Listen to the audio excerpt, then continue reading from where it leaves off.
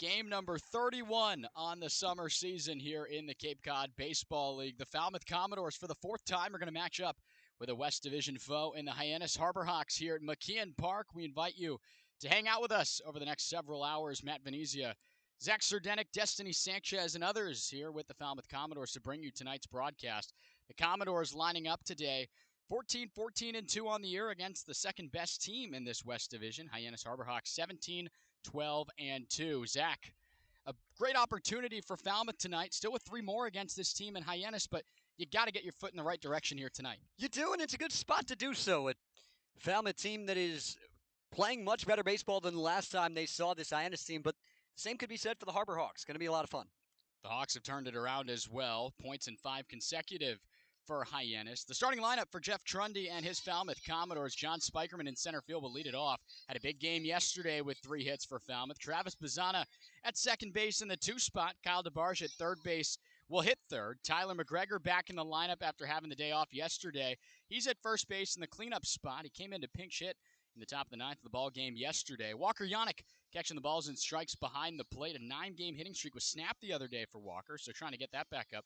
Cade Snell, the designated hitter from the left side, will bat 6th. Gavin Keelan, newly named All-Star at shortstop, he'll bat 7th. Gavin Turley, the Beaver, first start since the 2-hit effort that drove in 3 runs for him. He's batting 8th and left. And Tab Tracy rounds out the order out of Texas A&M. He's out in right field. And these Falmouth Commodores will take on a lefty in Hayden Frank. Hayden Frank out of Lipscomb. Little surprised we didn't see Austin Kelly back there as the backstop. Could have gotten a Lipscomb Bison backstop, but either way, it's Done that's there for the Harbor Hawks today. But Frank's got good stuff. He's a 3-pitch mix from that left side, a pretty stock 3-pitch mix, though. That fastball with a little bit of a sink-type move to it, and then the slider and the changeup as well. Most hits allowed on this pitching staff belongs to the lefty on the mound, and Hayden Frank also has pitched the most innings at 19 on the season for Hyannis at 17-12-2, as we mentioned. The defensive alignment the rest of the way for the Hyannis Harbor Hawks. Nick Mitchell out in left. Will Taylor, the two-way sports athlete out of Clemson in center field. Zach Earhart out there in right. Cam Smith, saw him hit a leadoff bomb last time these two teams saw each other at the Gov. He's over at the hot corner. John Gazdar at short. Hainline over at second. Zach York stands at first. And as you mentioned, Done behind the plate catching the balls and strikes. Mike Lum's behind the plate. He'll be calling all of them. Marvick Gomez down the first base line. And James Fonseca over at third. And with all that said, as we've set the table, 2 minutes past due, we are just about ready to get this ball game underway. The lefty Hayden Frank works out of the line to lead off this ball game, and his first offering is a fastball that misses upstairs at 6:02. Spikerman's trying to stay hot after a really good performance yesterday. Had himself 3 hits, home run. That he did.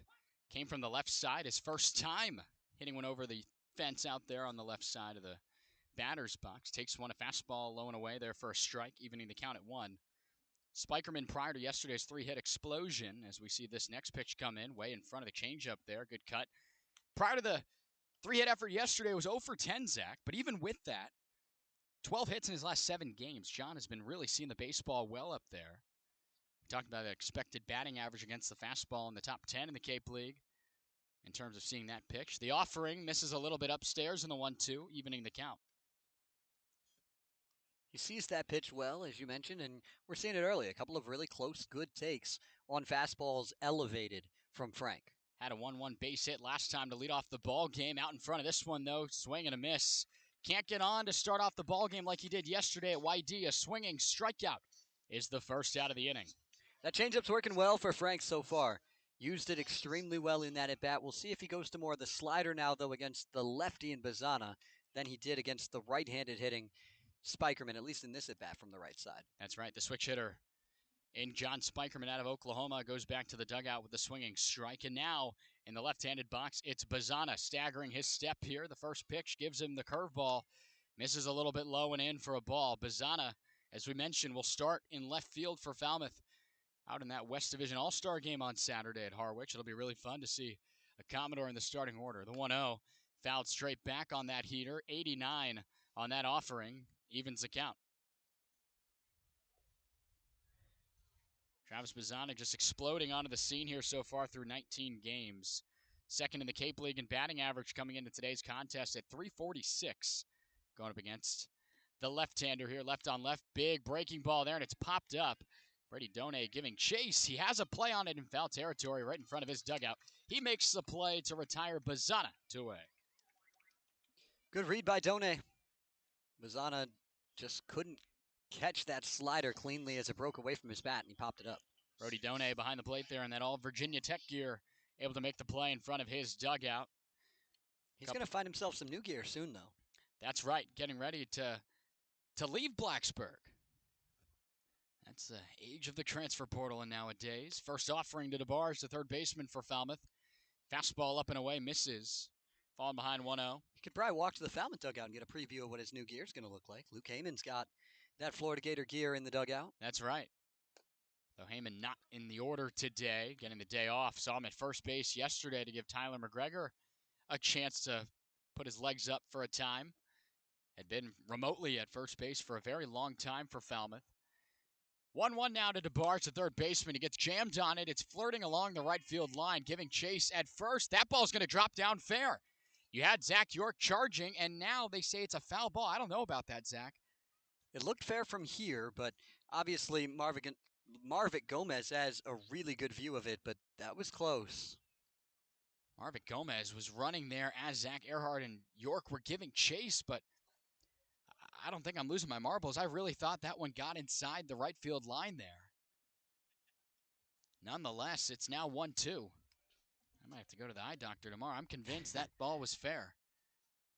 Marvick Gomez, better view at it than from where we're sitting here.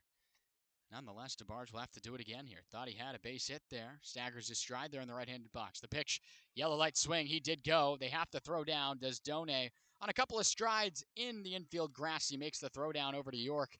The Doors go 1-2-3 to begin the ball game. Hayden Frank works a 1-2-3. Falmouth defense on the other side of the break on the Commodores Baseball Network.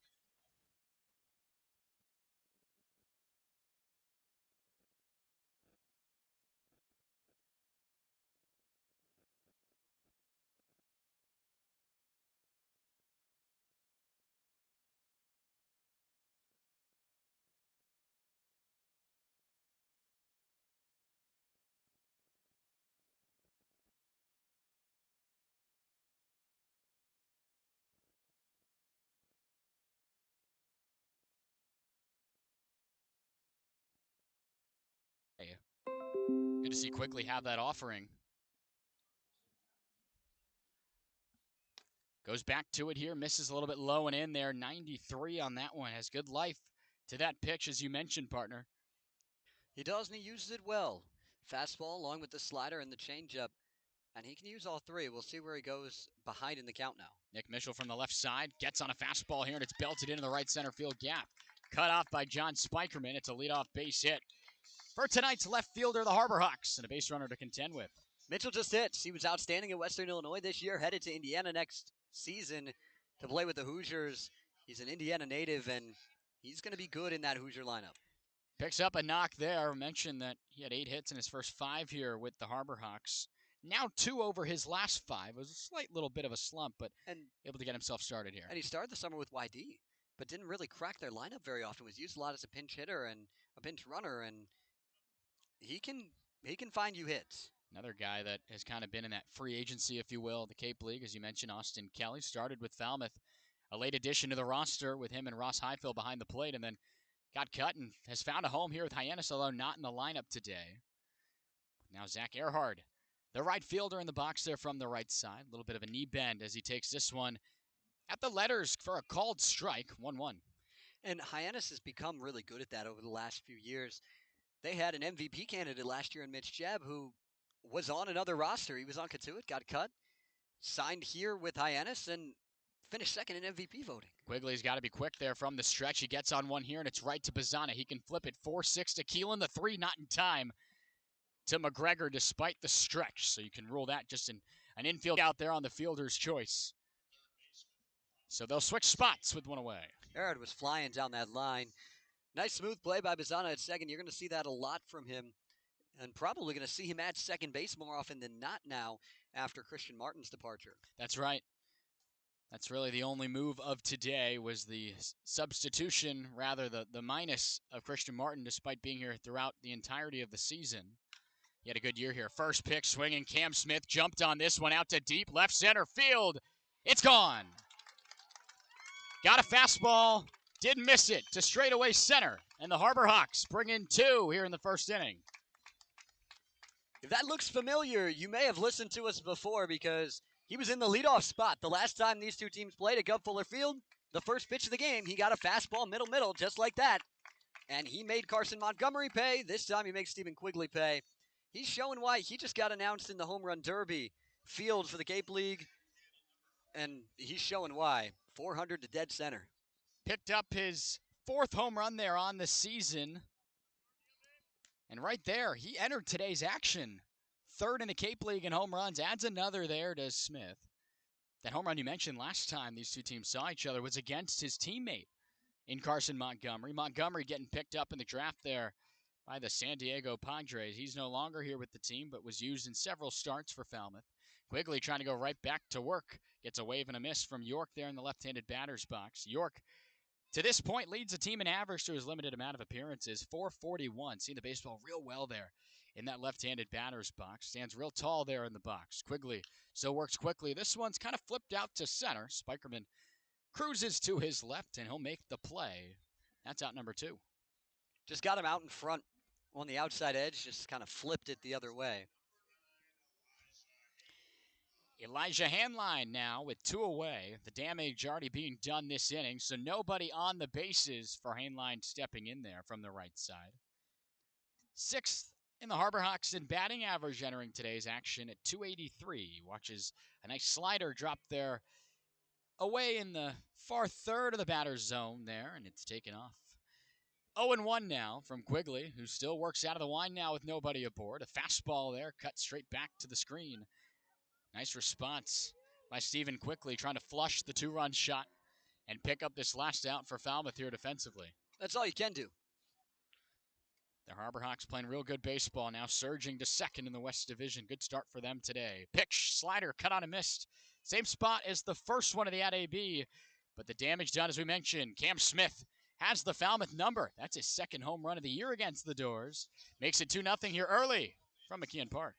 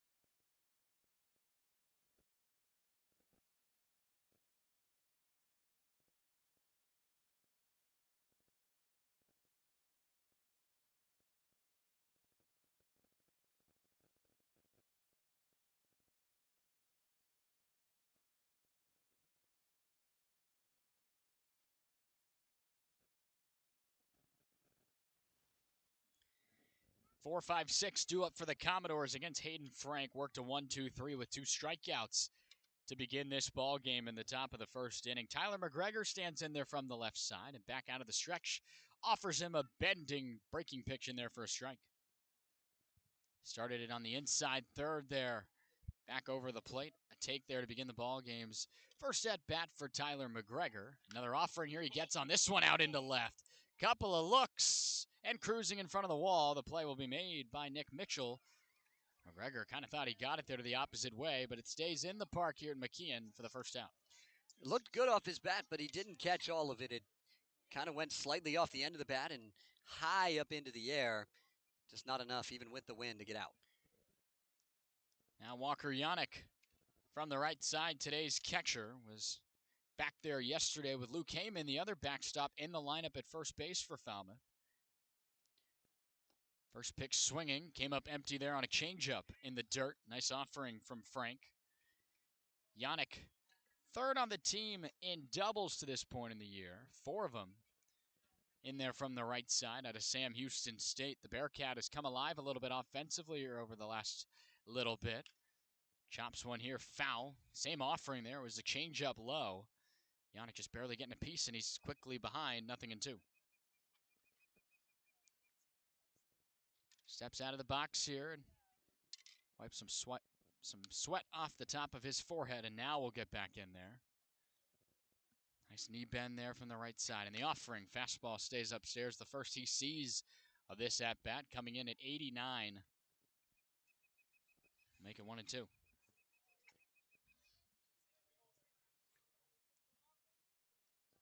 Now into the motion, Hayden Frank delivers.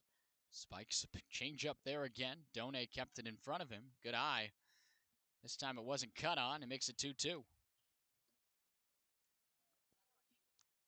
Trying to start something here for Falmouth. First 4 men have gone down in order. Up against the lefty here in Frank. Into his windup now and offers a curveball. Stayed upstairs. Didn't really threat to be a strike on that one. 0-2 now suddenly is full. Good battle from Yannick. This is what you like to see, guys, battling and try and get right back into this game early. He's left off 3 consecutive here. Now the offering in the full count. Went up the ladder, swing and a miss. Got the fastball at 90. 3 strikeouts for the first 5 men that Hayden Frank sees 2 away. And that's tough to take, but that's ball 4. From the left side, tonight's designated hitter, Cade Snell. He's been pretty exclusively in the designated hitter role for Falmouth. Had good numbers at Wallace Community College this year, but getting ready to join the Crimson Tide. In Tuscaloosa is Snell. Watches the first pitch slider. Miss low and away. Takes it there, 1-0. Snell had his long 12-game hit streak snapped yesterday, but still has been so effective here as he gets one belted into the gap in right center. On a couple of hops, it's cut off by the center fielder, Will Taylor, and Cade Snell has Falmouth's first hit of the ball game. Start a new hit streak. That's what you do when you're able to lose the one before. You start another one. That's now 17 straight games he's reached on, though. That he has, with the help of some good at-bats, working walks, just something he does real well in general. Gavin Keelan, first pitch, swinging, sends it into the left field side over by the shortstop and all the way through. Back-to-back singles for Falmouth, and the Doors have something going here in the second. And you want to find one across. You're going to need another hit to do so, but this is something we talked a little bit about yesterday that Falmouth did a lot when they were struggling, was they'd go down 1-2 in a lot of innings really quickly, get 2 out base runners, and then leave them there because they didn't get anybody on until there were 2 outs in the inning. 2-out rallies are nice, but you've got to bring somebody across to make it matter. Big spot for the former freshman at Oregon State, now in summer ball, getting ready for year 2 at the collegiate level, and Gavin Turley watches this one up and away.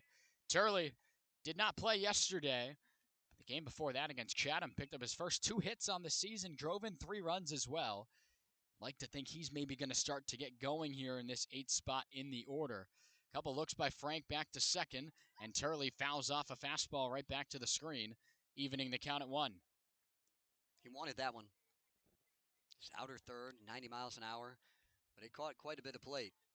Those 2 hits for Gavin brings his average to .066, 2 for 30, but it was a lot uglier than that, so it's good to see him get the foot in the right direction here for the Doors. Big run-scoring spot here. Turley chops one along the third base line. It is just foul as Cam Smith made the play on the backhand. That ball had him going pretty deep in foul territory. Yeah, it would have been really interesting to see what he tried to do there. Would he have tried to throw across his body to first, or would he have tried to stop, turn around, and get to third base?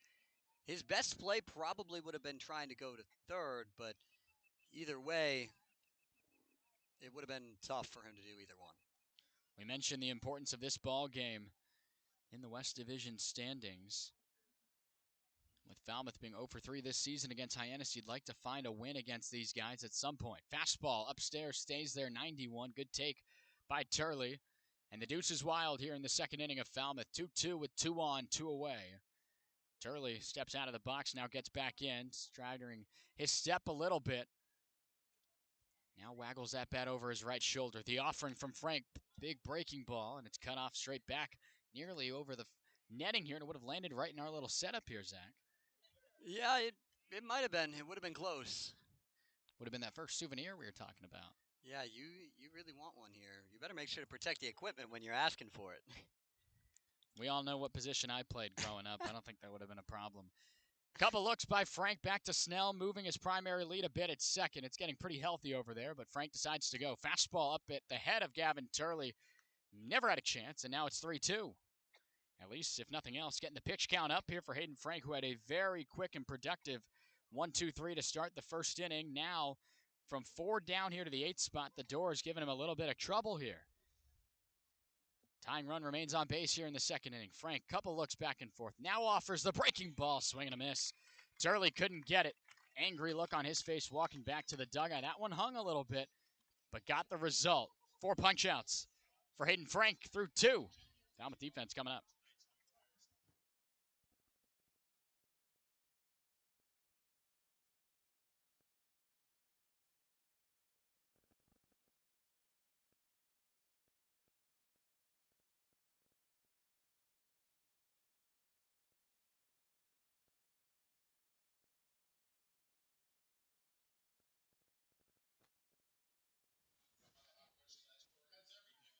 Two 2-0 for the home team here at McKeon Park. We're just getting going here, but before we get the second inning resumed, a message about Cape Cod Healthcare.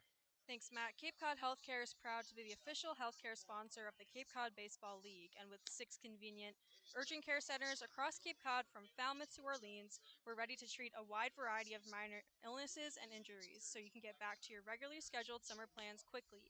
Open daily with no appointment needed and staffed by board-certified ER providers. View wait times at capecodhealth.org. Cape Cod Healthcare Urgent Care, minor emergencies, major attention. Thank you for that, Destiny, and good message there from Cape Cod Healthcare. Stephen Quigley back out for a second inning of work. Got tagged for a 2-run shot to straightaway center from Cam Smith back in the first. He will see 6, 7, 8 in this inning at least, leading off with John Gazdar. Good numbers at Austin Peay State. Yeah, they gave Quigley a bit of a welcome to the Cape present there from Smith, but settled himself down nicely. Going to try and do the same thing here, but it doesn't get much easier because you've got Gazdar and then you've got Brody Donay coming after that. It's a tough lineup, one that's really turned things around. Since the last time the Doors saw this Hyannis group on June 26th, the Hawks, 10 wins, 6 losses, and a tie. Been very productive there with those 21 points gained in that 17-game stretch. Wouldn't say it's jumping off the page material, but nonetheless, pretty consistent with finding ways to win in a West Division that's as stacked as it gets. A lot of these teams could contend there in the East. John, did he hold up on the slider? Yes, he did. That evens the count at 1. Quigley did pitch one game with Falmouth back in 2021. He went 3 innings in that game, gave up 1 unearned run, and that was it. The offering from Quigley, jam shot here to short. Keelan's got to make the play on the run. The throw a little bit high over the head of McGregor. That one stays in play. For now, it's just going to keep Gazdar at first. Now Marvick Gomez was checking to the home plate umpire and Mike Lum to see if that one went out of play. That would reward second base. Doesn't look like that's happening, though. Well, and the Harbor Hawks staff thought it did and immediately was saying something, and Gomez points to Mike Lum, who's saying, no, it didn't. And now they want to talk it over even more. Yeah, the skipper of the Harbor Hawks having a conversation with James Fonseca right now inside the infield grass by third base. It's going to be ruled an error officially on Gavin Keelan. It's a tough play. He's had that same ground ball to him so many times. Having to make a quick play on the run again with a guy with a lot of speed like John Gazdar. You got to get it out quickly. Wasn't able to do so, at least cleanly there. Swiped 4 bags this year at Austin Peay State. And for now, for the time being, stands at first. Now all 3 of the umpires in on the grass. And the decision from Marvin Gomez says that John will stay at first base. So the error will keep Gazdar at first. Leadoff man reaches on the E6. Now Brody Done, the Hokie, still wears that Hokie gear, but I guess he'll be in Gainesville now with the news in the transfer portal of the NCAA. First pitch, swinging a chopper. Keelan can redeem it. 6-4. The throw from Bazana in time. They turn the double play. That's baseball at its finest. Make a mistake, reward it with a twin kill. Good pitch. Threw a fastball. Down and away to Done. He reached for it, rolled his hands over, and sent it to short. Hit it pretty hard, too, which made it a little easier to turn that double play when you get the one hopper to short. So now, 2 away. The base is entirely erased for Stephen Quigley. Can work back into the windup with the 8-man Will Taylor in there now. First offering a slider. Gets all the way to the backstop with Yannick just picking at it there. No one on base. Won't see him probably go down into the crouch. That's something you now see in this higher level ball. Just trying to keep the legs fresh there behind the plate instead of dropping and blocking. That one gets straight back there. Gives a chance for the bat boys and ball girls to get in after the action there. Fastball here. Sent straight back for the first strike of this AB. I've liked the response from Quigley so far. If he can keep responding and keep this at 2, you got to think the Falmouth offense has a chance, especially with how they ended that last inning. Quigley into his motion now. The delivery pulls the string. Big cut and a miss. Taylor can't find it. Will Taylor, as we mentioned, out of Clemson. 2 for 7 this season against the Doors. 3 for 18 over his last 6, though. Trying to get himself off the mat here just a little bit. The 1-2 went with the slider, spiked it in the ground. It's a nice take there from Taylor in the right side. Evens the count up at 2. Really massive pitch there that got the double play. Taylor made to short because you take away the leadoff base runner, and as you mentioned, now Quigley can get his guys back in the dugout. The 2-2 offering just barely chopped it straight back. That was that slider. And we do the 2-2 again. Good battle. He's thrown a lot of sliders in a row after that one ugly swing from Taylor. If he's going to keep throwing it, he's going to have to keep locating it like he has. The football star at Clemson, as well as a baseball player here in the box, watches that fastball on the ground. Good keep there in front by Yannick. And now the count works full.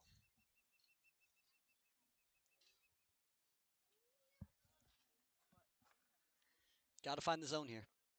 That you do. A couple of close pitches been left off now. The 3-2. Fastball popped it up. Running in from left is Gavin Turley. Camps under it and in a running stride will make the play. The Doors see the minimum in the inning, but with the help of a double play ball, Hyannis goes 1-2-3. We're going to the 3rd from McKeon Park.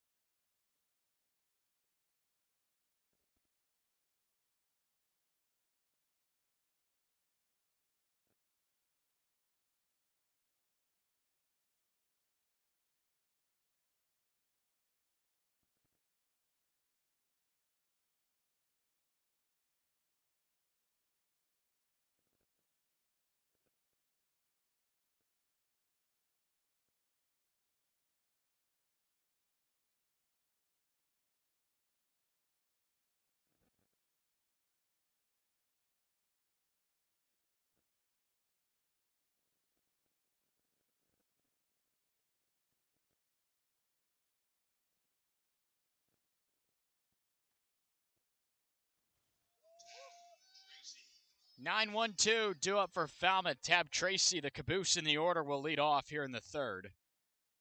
Coming in there from the left side, number 11 for Falmouth here. The Doors rocking their traditional road look today. The black jerseys, gray slacks, and the black caps today against the pinstripe look of the Harbor Hawks. The white pinstripes with the orange lettering and a blue trim. Trying to bunt this one down the third base line as Tracy comes up foul on that one. Just trying to get base runners earlier in the inning, like we talked about. Try and get yourself on board and give yourself a chance to manufacture runs. Tab Tracy, to this point in the year, been in and out of the lineup there in the outfield. 15 of 54, good for a 277 average. In there from that left side. The offering here. Runs a little tight on Tracy. Threw his hands up in the air for defense on the changeup. Stayed there, though, 1-1. 4 outfielders on the lineup card for Falmouth here this season, Tab being one of them here. The offering to him, wave and a miss there at the fastball. Nearly lost his footing on that big cut. But between Nate Humphreys, Gavin Turley, Tab Tracy, and John Spikerman, there is a little bit of a rotation being done there, especially for the corner outfielders. John Spikerman's been pretty remotely in center. Doesn't get too many off days there, does the center fielder from Oklahoma. 1-2 at 91, cut on and missed by Tab Tracy. Another strikeout picked up on the mound. First time through, 5 punch-outs already for Hayden Frank. Frank's cruising. Tracy was looking for something different there. He was not ready for that fastball. Way, way late on it. Couple of cuts there in that at-bat.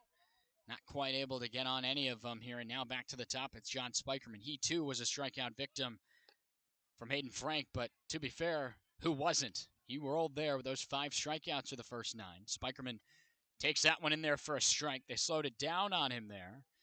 They know that scouting report of the expected average against the heater. There it is. It's up. And it was left on the top shelf by John. Makes it 1-1. That's what happened with him last time, too. All the fastballs were upstairs. He laid off them, and then they struck him out on the curveball swinging. The 1-1 from Frank. Went fishing for that one on the changeup, and it's chopped towards the Hyannis dugout foul. And right again, back in front comfortably now. It's 1-2 against Spikerman. A ton of drop on that pitch. Just kind of looks like it's there, and all of a sudden it drops away from you. Looking for another punch-out victim here is Hayden Frank out of the line. The offering, fastball belted out to pretty deep center field. Back up in front of the wall by a couple of steps. It's cruised and controlled by Will Taylor. He makes the play. 2 away. Good swing. Tried to get the hands to that fastball up and just didn't get enough of it. Hit it hard. The Commodores, 1 home run hit this season at McKeon Park through the 2 that we've seen. It was Ross Highfill out to deep center. Made it 2-0 for the Doors in that 3-2 walk-off loss. The most recent trip here to McKeon Park. But 379 to center, 358 to right, and 324 to left. It is not the biggest park in the world yet. Sometimes it plays like it is. Yeah, it plays bigger than it says, but you also have a lot of guys, especially on this Hyannis team, that have had a lot of success hitting the long ball here at McKeon Park, and they're continuing that right now. Travis Bazzana, we mentioned the hit streak, still looking to extend it to 13 games. He's in there now, the 1-1, chops it straight foul. Bazzana has hit safely in 15 of the first 19 we've seen from him here in this summer. And he's reached in 17 straight. His debut was against the Kettleers in that 12-2 loss for Falmouth. First time he went to Lowell Park. First 2 games for him this season were hitless, but now he's just gotten on an absolute tear. The offering hung on Bazzana out into left. Cruising is Mitchell. He makes the play on that line drive out. The Doors once again go 1-2-3. That's the second time they've done so in the early stages here. Harbor Hawks coming up to bat in the third.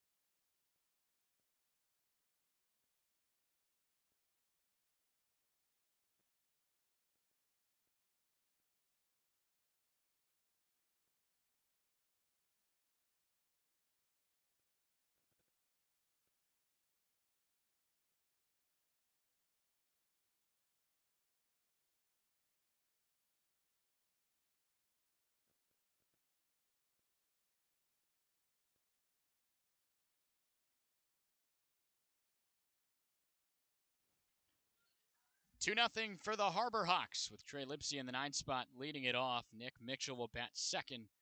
Zach Earhart in the 2 spot. In the lineup will bat third this inning here with Stephen Quigley back out there now. First offering looks to be a curveball. Drops it in there at 80. The outer third for a strike. Just continuing to try and put up another 0. The offense has had some good swings. I know it hasn't come up on the scoreboard yet for Falmouth, but they're swinging the bat well. Last 2 outs for both lineouts. They've got a couple of hits. They're going to find their way across home plate, you would think, in this game. Once or twice at least with how this offense has been swinging. So you want to make sure that you can keep them in the game. Change up in the dirt there. Picked by Yannick behind the plate. Lipsy had himself a relatively solid year, sophomore campaign at Ohio State. 252 hitter. 41 hits, drove in 28. Takes that one on the outer third in there for a strike. Again, that is that curveball again. Finding it there for a strike. Makes it 2-2, battling back, finding strikes with that off-speed pitch. And now the 2-2. That one is that breaking pitch once again. It's chopped foul. The strike so far been picked up on that pitch, yet had a chance on the changeup there for the balls in this at-bat. Just didn't quite have a feel for it there. And Lipsy was out in front of that pitch. He was thinking that Quigley was going to go back to the fastball. 2-2. What does he pick here? It's a breaking pitch down the right field line, foul. Another slider. That one, not a bad spot. Had it there inside on the inside third, and it was just pulled a little bit down the right field line. A little too aggressive on that one. Trying to straighten out the hook a little bit here. Like my golf swing. 2-2 from Quigley out of the full wind. Fastball, chopped foul, same spot. Trying to work him inside third here. And we'll keep going, 2-2 here. Lipsy's working a really good AB. Making Quigley throw here. Pretty good numbers so far for Quigley. 33 pitches on the way now. 23 strikes so far. That's a strike, and it's on the ground to Bazana at second. In shallow right will make the flip to McGregor. That's a good defensive play. And the long at-bat works the way of the Doors. One away. That's why you like having Travis Bazana out there, because he'll make plays again and again and again. As you mentioned, Zach, with one less infielder on the roster, we would expect to permanently see one of the nation's very best second basemen at his natural position there at second. That right side of the infield. He's made a lot of plays on the grass at that position, whether it be on the infield grass or out in shallow right. He just did that right there. The latter option. First pitch changeup off the plate there, stays away, back to the top of the order in Nick Mitchell. Had a base hit to lead off the ball game in a 1-1 count. Quigley accepts a sign from Yannick. Gets into it now, and it's a fastball belted out into deep right field. Tap Tracy can look, a climb at the wall. It's off the scoreboard. Solo shot from Nick Mitchell. The second long ball from the Harbor Hawks here today. It's 3-0 Hyannis. Did I mention that Nick Mitchell can hit? Because he can hit.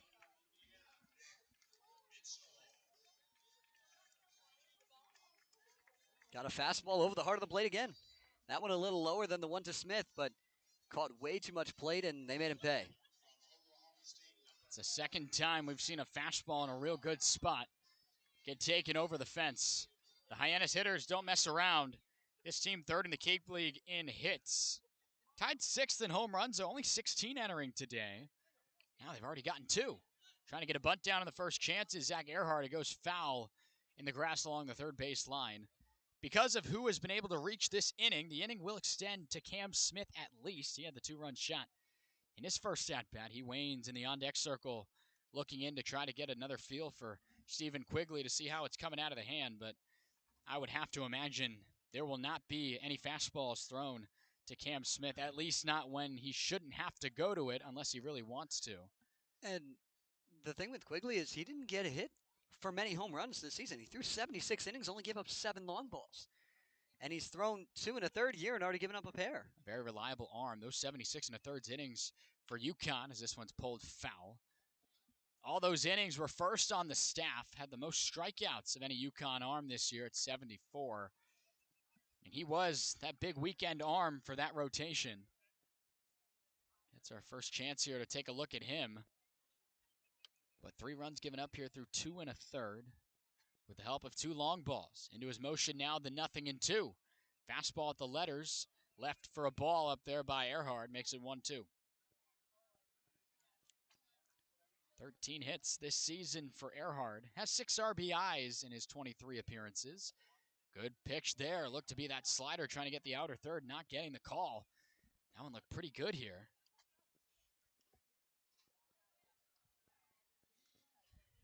And we'll do the 2-2 again with 1 away.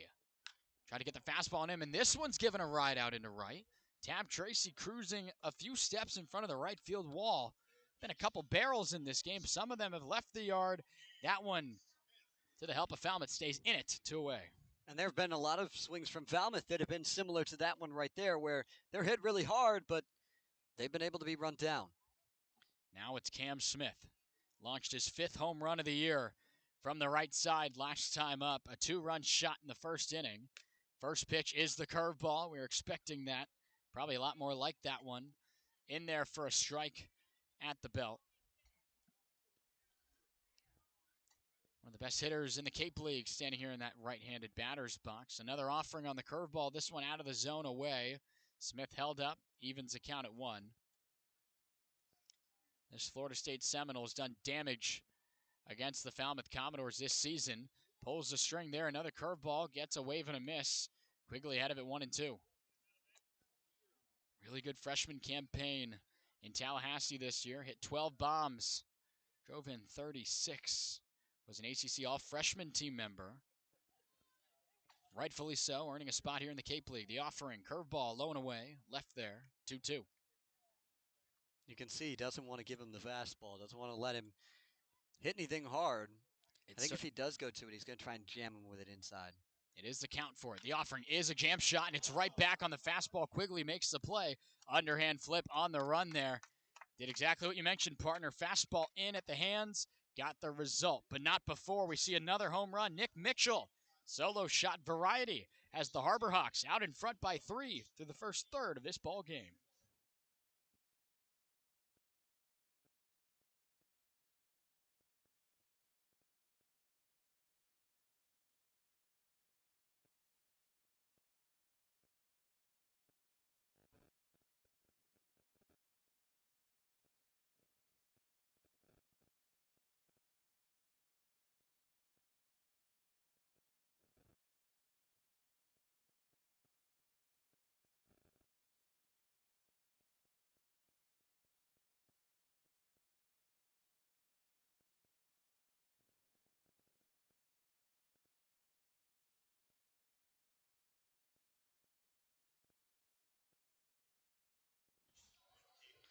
Solo shot by Nick Mitchell. Has the scoreboard looking like what you see it. 3-0 at McKeon Park, but there's action all around the Cape League. Destiny, what are those scores? Thanks, Matt. The YD Red Sox lead the Harwich Mariners 5-3 in the bottom of the 6th. The Bourne Braves are ahead of the Cotuit Kettleers 11-1 in the bottom of the 5th. The Wareham Gatemen lead the Chatham Anglers 2-0 in the bottom of the 2nd. And the Brewster Whitecaps and the Orleans Firebirds are scoreless in the top of the 2nd. Thank you, Destiny. Zach, for how congested this West Division is, you got to pick up games in the division as you can, and keeping an eye on Bourne there, down by 1 point to the Braves for that 3rd spot. Wareham's below you, but having good success against Chatham. Got to have to find something here if you're Falmouth. You do. You want to find your way through, especially because the Gatemen have another game against Chatham tomorrow morning that if they win that, all of a sudden, they could be back within a game if Falmouth doesn't win today. That's right. The Commodores will be the second half of a doubleheader tomorrow for the Chatham A's down there at Veterans Field. We were supposed to play that game a couple of weeks ago. Fog cancellation moved it to an off day out in the distance in the schedule there for us because Chatham already had one scheduled with all those fog delays. As we mentioned that, though, the 1-0 chop to shortstop, and it ate up Gazdar on a backhand reach. That appears to be an infield hit for Kyle DeBarge to lead off this inning. And once again, Falmouth finding themselves in a spot where they've got the same amount of hits to this point in the game as Hyannis, but no runs across because all of their hits to that point had been 2-out singles. Now McGregor from the left-handed side. First pitch is a massive breaking ball off the plate there. Stayed away from the big lefty. DeBarge standing at first now. Falmouth, for the first time today, has a leadoff runner aboard. Can they do, something with it here? The 1-0 to McGregor. Ripped down the right field line. That'll get down for a hit. DeBarge, with all the speed in the world, will go first to third.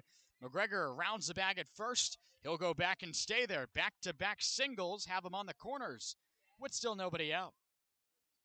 And this is what you want to do early in an inning. You give yourself base runners, you give yourself a chance. Tying runs already at the plate. Now in Yannick, what can you do with it? 4 hits for Falmouth now, trying to respond. Hasn't been a problem in terms of finding the hits in this game for the Doors, as you mentioned now. But in general, this team enters second in the Cape League in hits, 262 entering action today. Very aggressive on the bases as they've been all season long. And one of the best teams in terms of average this season. The Doors are going to find ways. They've got a chance now with the runners on the corners to crack the goose egg on the board. First pitch curveball ends up and in to Yannick. Makes it 1-0. Yeah, that breaking ball is really interesting from Frank. It kind of looks almost like a slurve. It's got a lot of movement east-west like a slider, but it has a lot of drop to it as well. The 1-0. Fouled off. Fastball straight back towards us. Yannick, a grimace on his face. He really thought he should have gotten on that one. 90, close to pretty middle there on the pitch. He probably wants that one back. Yeah, that's a fastball that you want to really hit hard into right center field if you're Yannick. It's not right down the middle. It's a little bit outside, but it is belled high. That's a pitch you want to hammer. Out of the stretch, the 1-1. Breaking ball on the ground. It's to short. The flip, 6-4. The throw for the 3. Just barely in time. No RBI rewarded for DeBarge coming in to score. A tailor-made 6-4-3 flip double play. Gets 2 out, but the Doors are on the board. Yeah, he'll take the run. That looked almost like it was going to be a hit up the middle right off the bat. Kesler with a nice job to get to that baseball and kind of flip it from close to behind second base to connect with Hainline there and turn the double play. Nonetheless, Falmouth gets back that solo shot home run that we just saw from Nick Mitchell. Deficit back to 2. Now with 2 away, Cade Snell from the left side. Had a base hit last time. Got that on-base streak to 17 games, as you mentioned, Zach. Also started again to put forth an effort to another hitting streak. Fastball up and in. Snell leans out of the way. That one playing a little bit of tango there. Leaning out of that one. Ahead in the count, hitter friendly, 2-0.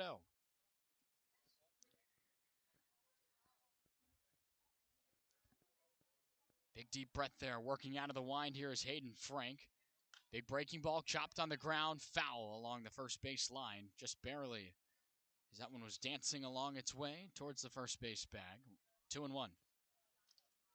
Snell got a 2-0 breaking ball on the front door. Really nice spot, but he was ready for that pitch. Just a slight bit out in front of it. Cade Snell now staggers his step there from the left side. Frank out of the wind, swing and a miss on the fastball. Big cut there.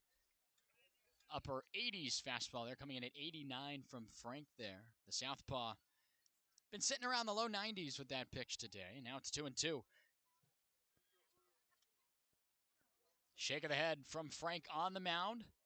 Long pause. Now works into his delivery. The 2-2. Fastball up and away at the letters. Good leave by Cade Snell.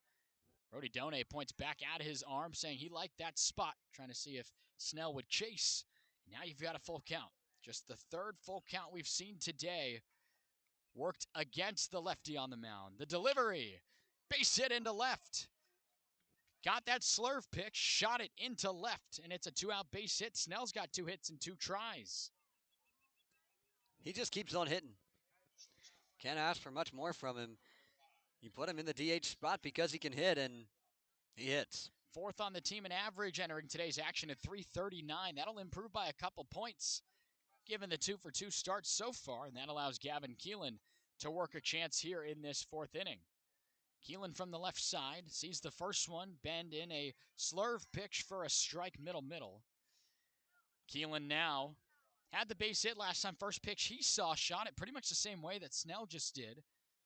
Through the ground there in the shortstop side. Got the same pitch, and it's fouled straight back by Gavin. Makes it 1-1.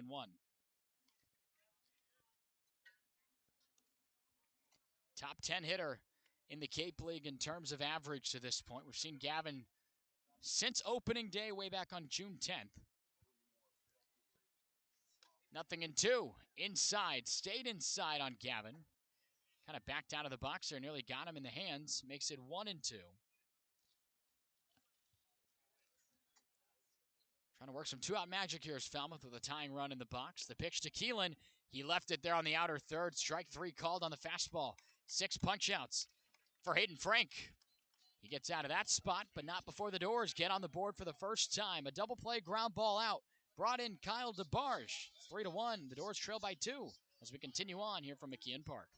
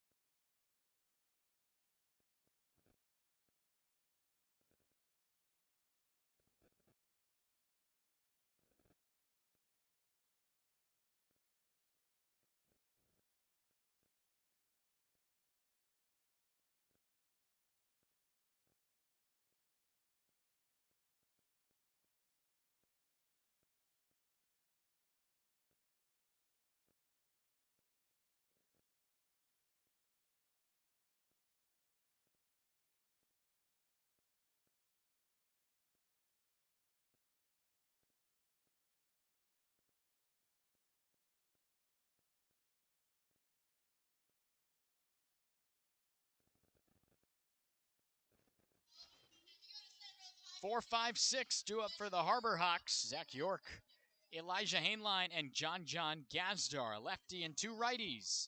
Guaranteed to see Stephen Quigley in this 4th inning. The 2-run shot in the first, put up a 0 in the second, and then we saw Nick Mitchell leave the yard in the previous inning. Trying to get back here after his offense got to run back in the right direction here. A 0 would be nice here. Fastball, first pitch away from York, misses low. 0, something they didn't get in these spots yesterday in the loss to YD. When the offense tried to climb back from 2 to 3 run deficits, they started to do so, and then Falmouth would give up another run or 2. Quigley out of the line, gets that curveball on the outer third for a strike. Zach York having a conversation with Mike Lum, just trying to see where that one was. It looked to be good there on the outside third, just barely getting the black. Quigley accepts the sign from Yannick, now delivers. It is that breaking ball, this time inside to his bat there on the left side, fouls it away. Nice job working back into this one, 1-2. Looking over to see, that one was near the Falmouth dugout. May have caught someone there. Not behind the protective fencing there in the box. York gave a thumbs up to the Falmouth dugout, and now we continue on. The 1-2. There's that slurve. Backdoor effort there by the Shoe Tops. Makes it 2-2. Quigley trying to just get that first out of the inning would be nice in the long run. Fastball at the letters, left up there. Good take at 90, and the count's full. Really don't want to lose him here. Haven't seen any free passes yet from the righty making his debut out of UConn. Now delivers the full count pitch. Got jammed on it. Flirting with foul territory in the third base line. Kyle DeBarge losing his hat in the process will make the play right in front of the bullpen of the Harbor Hawks, and that's a big first out.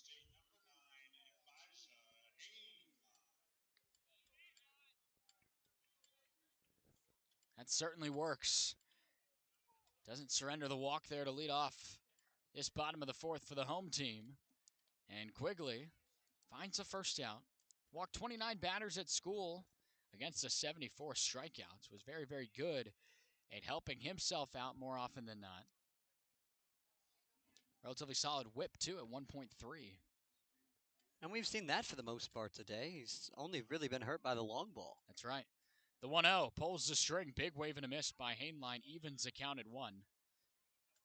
Hainline, 283 hitter this summer for the Harbor Hawks. That's good for 6th here for Hyannis. Officially 15 of 54 this season. Spikes that slurve there low and away from the second baseman in tonight's order. Head in the count, a hitter's opportunity here. 2-1 there from the right side. Rests his bat on his right shoulder, now flips it up here on the pitch. Pulls a breaking ball fair, skipping off the third base bag, and it's into left. Hainline deciding to go for it here. The throw's a good one into Bazana. Did he swim around the tag? No, he did not. Flirting with the arm of Gavin Turley. And the base hit, trying to stretch to 2, gets gunned out at second base for the second out of the inning. And a couple of Hainline's future teammates teaming up to get him there. Turley out in left, and Bazana at second. A couple of Oregon State Beavers. Hainline's headed there himself, and he's learning what they're about. Gavin Turley on a skip into his fellow Beaver. The tag was a good one, really good throw. That's a second out. Now back to the live action here. It's 1-1 to John Gazdar in the box. Reached on an error from Gavin Keelan on a throw over the head of Tyler McGregor. Back in the second inning, led off the inning. Yet it was stranded. Line drive here into left. It gets down for a base hit. Got a fastball over the plate. Deposited into left. Hit number 5 already for the Hawks. Both teams with that same total.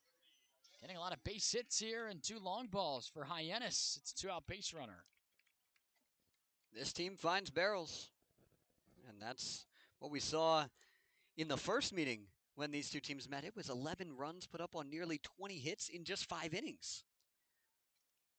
Then, of course, Mother Nature came in and disrupted that one. Looking out into the clouds here, I remember seeing those dark storm clouds moving in rather quickly. Moments later, our tent flew over our heads, and we had to scramble to protect our broadcast gear. Now we're back to the live action. Brody Done gets the slurve way over the top of it, out in front, swung on and missed. It's much nicer tonight. Blue skies. That beautiful night. Done, first pitch swinging, was a 6-4-3 double play victim. The combination of Gavin Keelan, Travis Bazana, and Tyler McGregor on that one. Drops in the slurve here, right there for a strike at the belt.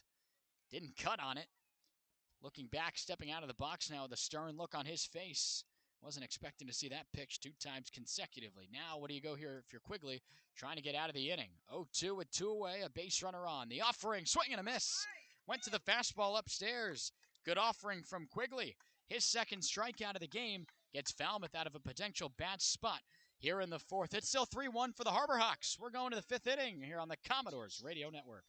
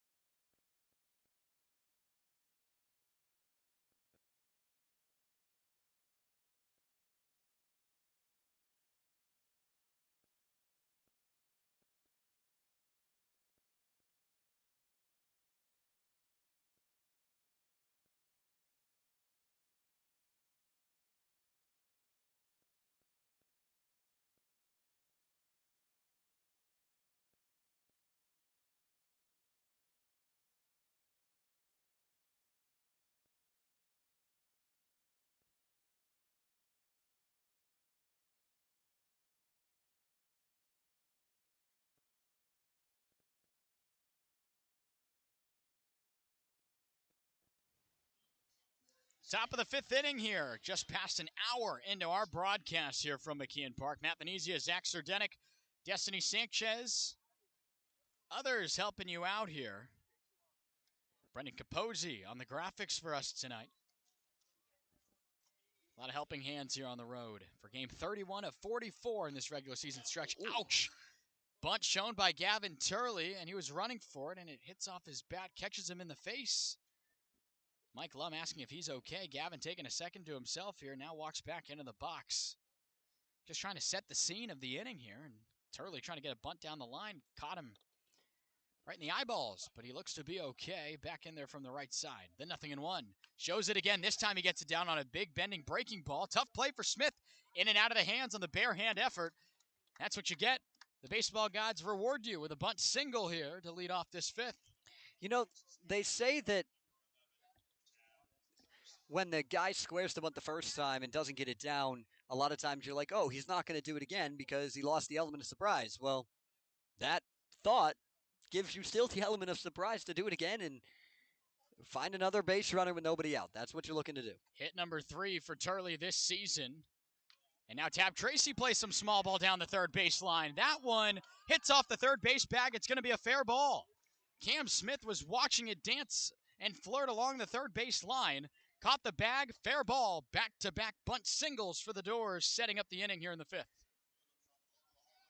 Saw those guys lay some bunts down earlier, and they were playing with that line and keeping it fair and laying it down as far down the line as they could, just like Tracy did there. And as you said, Matt, it popped right off the third base bag. A pair of strikeouts for the 8-9 hitters the first go-around. Now a pair of bunt singles in trip number 2 to the plate. Sets the table for John Spikerman back at the top of the order. Before that, though, Hayden Frank checks on second to see Gavin Turley go back there standing. He's having a conversation now with Hainline, the middle infield, as well as John Gazdar to make sure Gavin's okay there. And now a mound visit will be had. And it is a move to the bullpen. Hayden Frank, the most used pitcher on this staff, appears to have his day end here. We'll let you know who's coming in on the other side of the break with the Doors threatening here in the fifth. We'll be right back.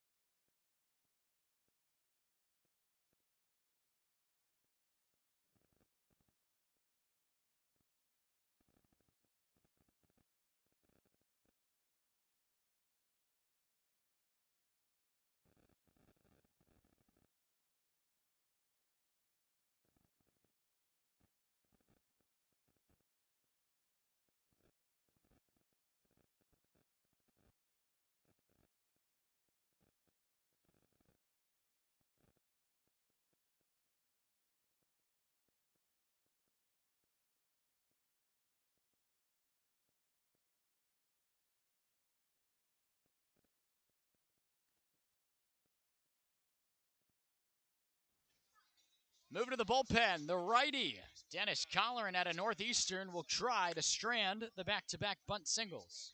And he's going to do so against the top of the order. The Doors, he's been good this year for Hyannis, a 2-0 record with a 3 ERA in 6 innings pitched. Just 2 earned runs, 3 total runs, 7 punch-outs to 3 walks. The righty's got a bit of a funky release point coming from that right side, and now Spikerman's going to switch from the right to the left to get himself going in this AB. Spike yesterday from that left-handed batter's box was able to take one over the left field wall at Red Wilson Field. Home run number 2 on the summer for John Spikerman. Big spot here, though, in the ball game, taking on the new righty. Spike showing bunt ball at 95, stays low and in. Good take as he pulled the bunt back, 1-0. He did not. They changed it. They appealed, and honestly, the one that was really calling for the appeal was Zach York at first base, and they appealed out to Fonseca in the field, and he said that Spikerman did not pull back in time. A late move down there to check on the pitch. He shows it again, bunts it foul, though, straight back. Quickly, 0-2 here to Spike. In the leadoff spot, I mean, with the wheels that he has, typically one of the better bunters there is. Do you dare try it here with 2 strikes? I'm not trying with 2 strikes, but I don't hate it the first 2 times. 1 for a sacrifice, 2 because he's got his speed, and 3 because it worked the last 2 times. That fastball is coming in at 95. Spike chokes up on the bat here from the left side, bends his knees a little bit more. The offering pulled the string. Good leave there, 85 low and away. Makes it 1-2. A defensive posture from John Spikerman, just trying to put something in play here and be a productive out. Ground to second, Mainland. The flip to Gazdar in time. 4-6-3 double play. Finds 2 outs in the inning. Gavin Turley moves to third. That's a bite at the side for Falmouth, but nonetheless, Turley does move on with that double play ball. That's back-to-back innings where you find yourself with a couple of runners on base with back-to-back singles and then a double play ball. So now there's 2 away with Travis Bazana. Good bat to have in there in this spot, needing something through cleanly to bring in his fellow Beaver at third base, Gavin Turley. First pitch offering appears to be looking pitch there in there for a strike on the outer third. Righty out of Northeastern offers one on a hop.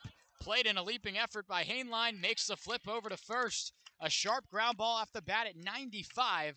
Couple of ground balls to Hainline at second. Strand all the base runners and get Hyannis out of the inning cleanly. It's still 3-1 going to the bottom of the 5th.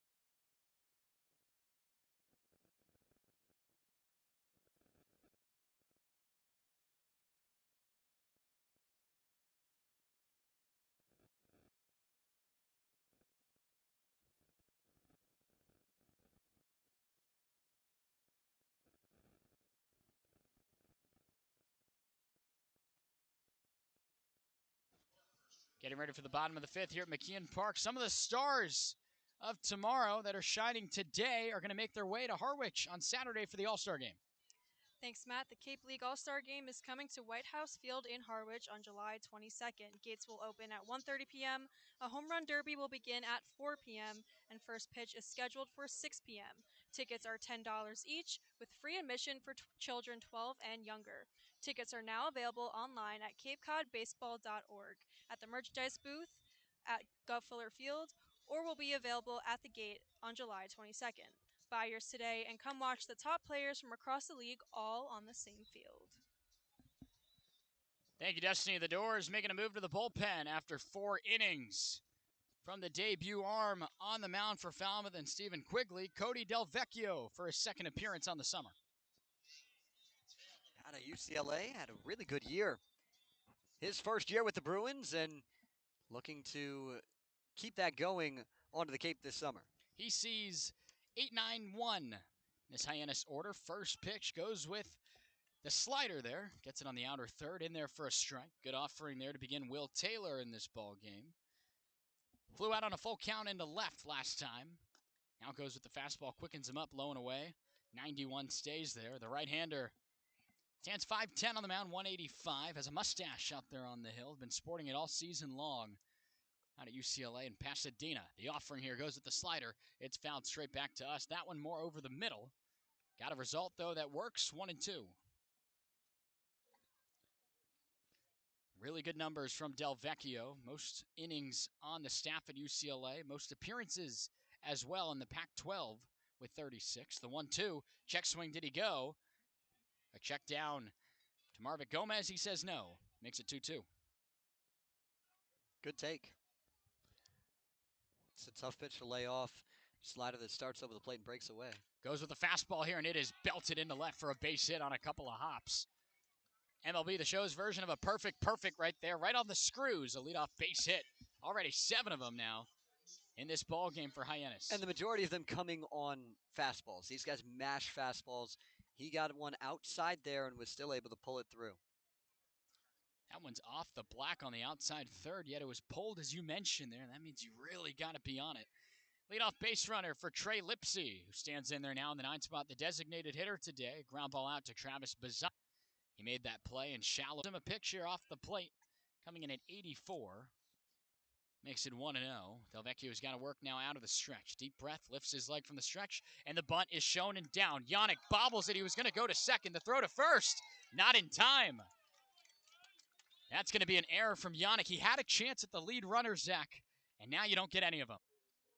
And a lot of just self-inflicted errors from the Doors. It's been something we saw a lot at the beginning of the season. We didn't see it for a little while, and over the last few games, Matt, it's really started to come back a little bit. I don't know that they're going to give him an error, though. We'll see. I think they may give him a hit on that. And they do give him a hit. So not an error. At least that helps Hyannis maybe feel a little bit better about himself, but that's a play 10 out of 10 times you're expecting the reliable backstop from Sam Houston State to make that play. Again, he got it so quickly. Will Taylor had to slide in there to second, expecting that throw down. Would have certainly been in time.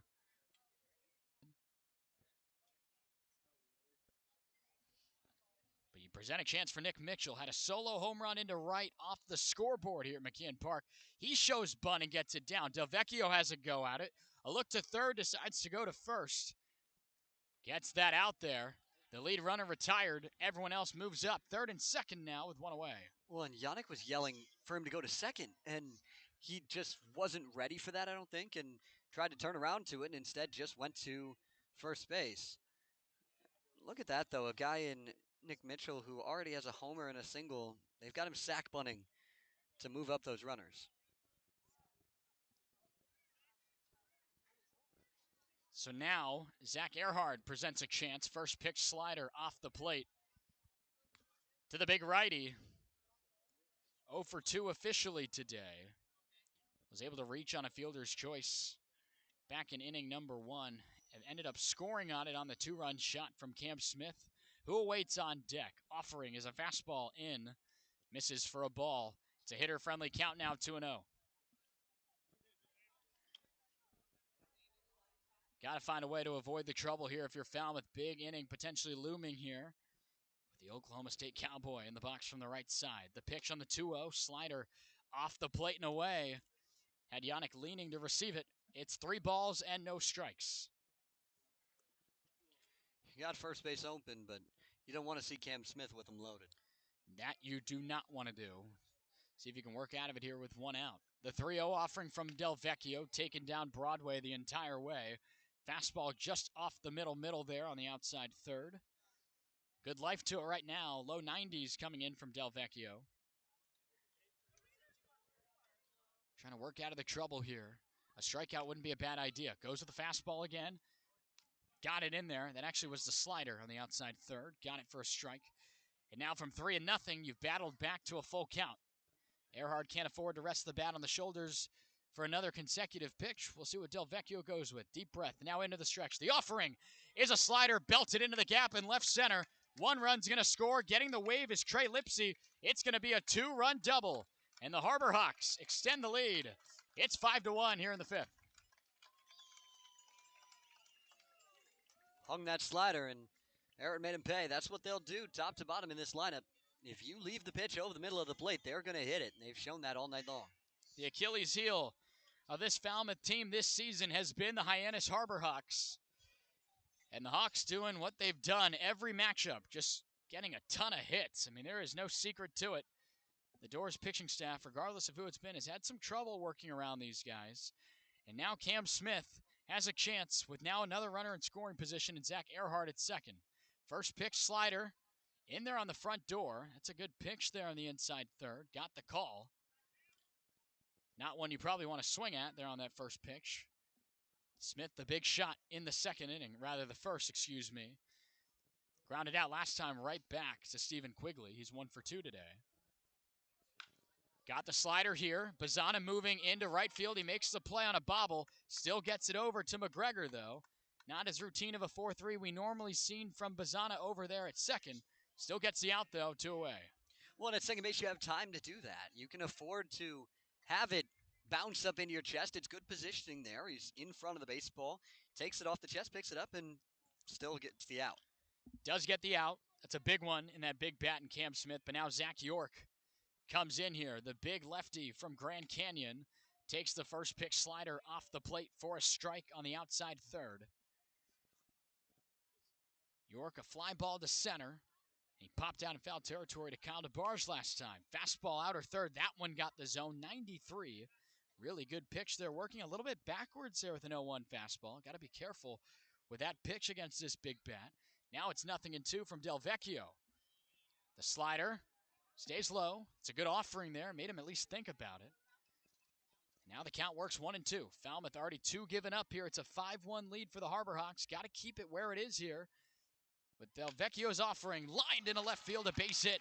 Diving reach from DeBarge, could not keep that run from scoring. Trotting in is Earhart from third, another run. 3 already this inning. It's all Hyannis here at McKeon Park, 6-1.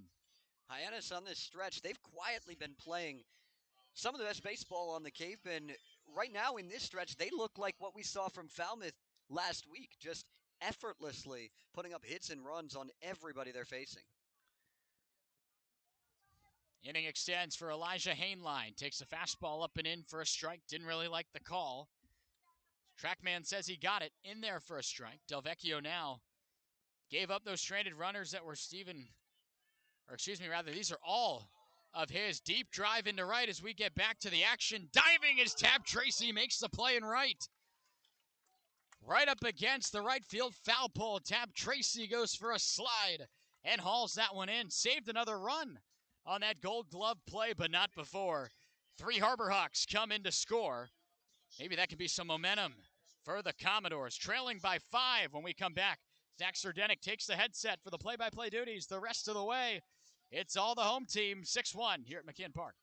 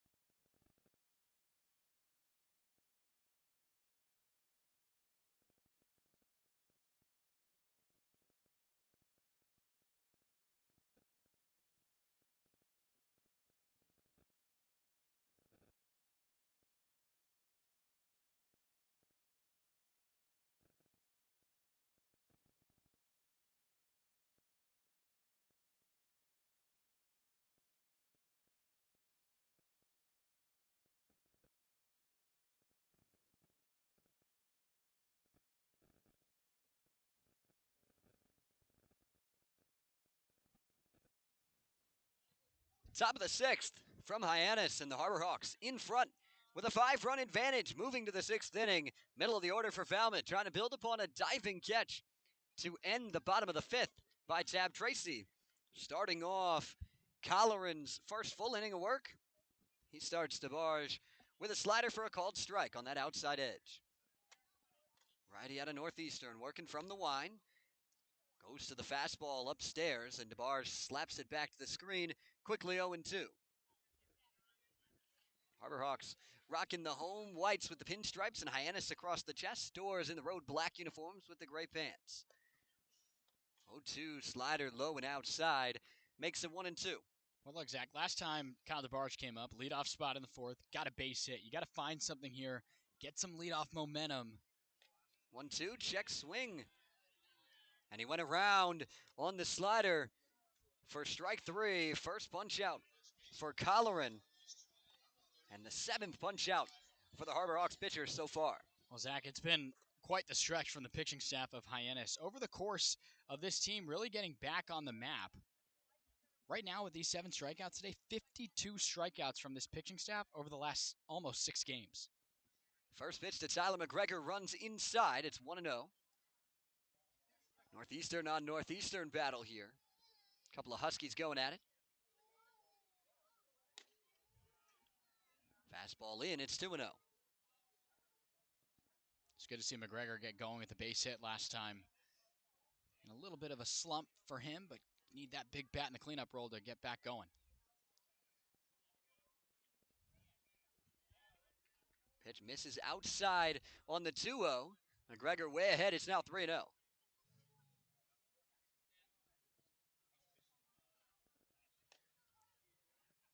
Fastball misses low, a 4-pitch walk, and so the Husky at the plate wins this round against the Husky on the mound. 1 out base runner for the Doors. Hyannis had a tie last night, so they still earned a point, but they had won 8 of 9 coming into that game. So they've got points in 9 of their last 10, and they're showing why right now, continuing to play outstanding baseball. No, it's true. This team has surged. 3rd in the Cape League power rankings, behind Falmouth and Katuitt. So you know this West Division is playing some of the best baseball. Yannick pops up a first pitch slider, right side, long run for Zach York, and he'll make a basket catch down the line towards the Commodores bullpen for out number 2. Grand Canyon Lope at first base kept running and running. I mean, they have a L screen over there to protect some of the videographers and staff down there along the Falmouth dugout. Nearly ran into it, makes a tremendous play, running away from the field of play. Couldn't quite see it. We just had to depend on the reaction from everyone else that had a good vantage point along the third base line. That's a tough second out. Well, and Zach York's not a small guy either, moving there really well. Fastball fouled back, stands at 6'2", 290 down that first base line. We've already seen him swinging at the plate and making a play in the field there for out number 2. Cade Snell is 2 for 2 for the Doors, however. The 6-7 spot in the order, 3 for 4 between Snell and Keelan. Slider bends back in for a called strike. It's 0-2 to Snell. Left-handed hitter against the righty on the mound in Colleran. 3-step lead for McGregor. Fastball runs in, gets straight to the backstop. That allows McGregor to move up. And a man in scoring position with 2 away. A 1-2 count to Snell. Well, you don't have all the speed in the world in McGregor. He moves well, though, for being a big guy there at second. Snell, the 2 hits today. You like his chances to find something through, but it is a 1-2 count. Pitcher's favor here. 1-2, chop back up the middle, and it hops into center field. McGregor comes around to score. A 3-hit game for Cade Snell, an RBI single, and it's 6-2. That is massive. Speaking that after that play by York, you don't know if you're going to move on McGregor from first base. Probably need to gap something, and then you're gifted a wild pitch. Then right there, just a chopper that gets on through. I mean, sometimes baseball luck comes your way. That's headed up the middle the whole time there on that chopper, only in at 86. 3 hits already, as you mentioned, for Cade Snell. That's a big one. Gavin Keelan steps up, 1 for 2 for the Louisville Cardinal. Takes fastball at 95, low and outside. They're planning him to pull. He sliced one the other way between Cam Smith and John Gazdar on the left side of that infield in his first appearance, and then struck out in his second. The check over to first, but Snell dives back in ahead of it. Gavin Keelan, the Cape League All-Star, standing in from that left side. Bounces the bat off the left shoulder. Delivery, fastball, pops off the glove of Done, gets the backstop, and Snell moves on up to second.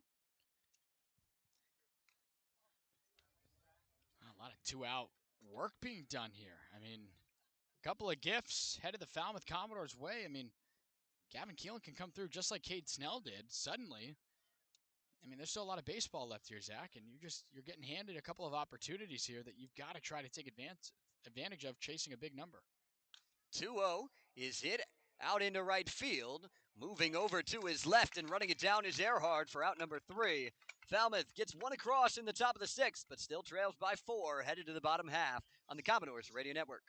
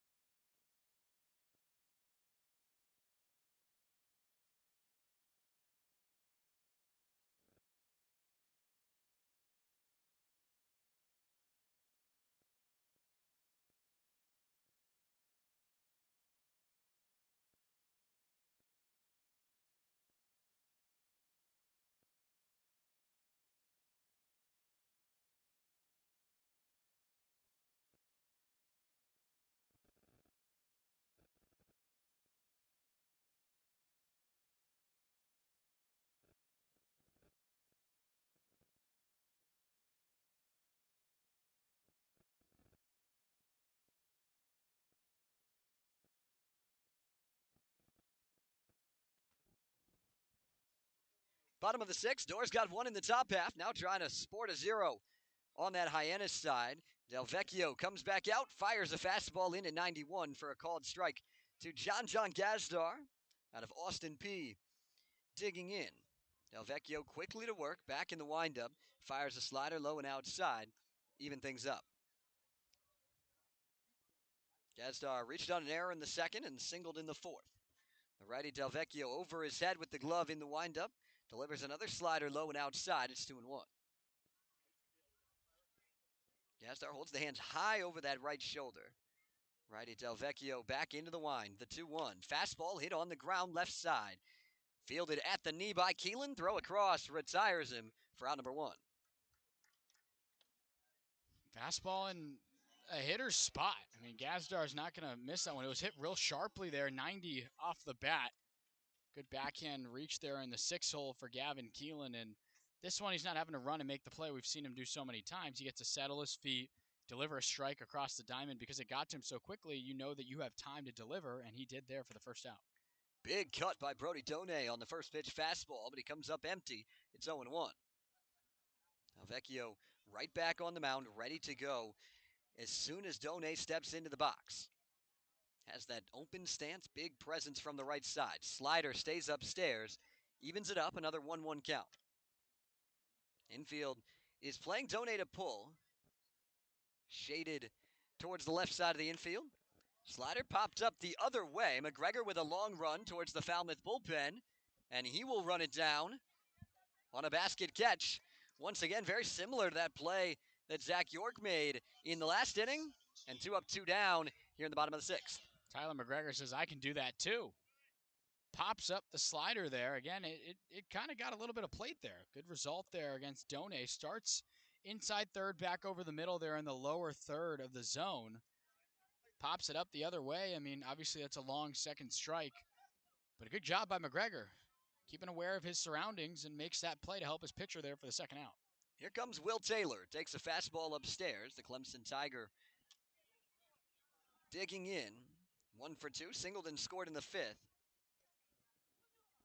Del Vecchio continuing from that windup. Fastball misses low, and it's 2-0. 78 degrees. Blue skies. The sun's starting to set here at McKeon Park on this Monday evening in Hyannis. 2-0 breaking ball just outside, and Taylor's way ahead. It's 3-0. It's been a heavy dose of the slider and the fastball from Del Vecchio. Haven't seen too many of his other pitches. An occasional changeup. Misses upstairs with a fastball. A 4-pitch walk to Will Taylor. Keeps the inning alive for Trey Lipsy.